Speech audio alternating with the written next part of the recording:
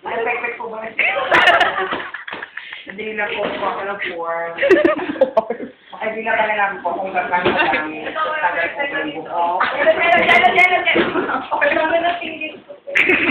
According to dito sa law natin, isang bulbulan po na isang bahay. Daki! Ano ba tayo? Isang bahay. Pag yung tingin po na dahil. Mga ano. Nakapito sa apa. Parang isa case po dito, pangalan po isa Karen May Antigo. Sabi daw niya, ano. Naliwan natin daliri pa doon. Oo. Hindi Karen yung kamaoy na iyo. Kamaoy. Ayun po. Awit na po, sino po ba yung mga ireklamo yung tao? Tingnan sa tao po. Lotus Hotline.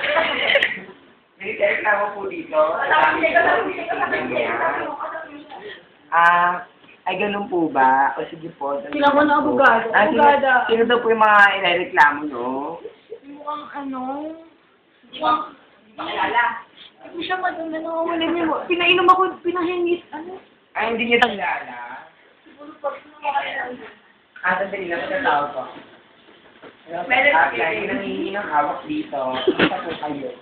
Please kasi na. Ayun na po, ayan na. O, sinalamin na po kung sino. Dati pumunta na dito, hawakan ng texas ni Mata. Copy. Talagang may copy. Okay, Okay na ako na abogado. stop. Stop. Yung ano na.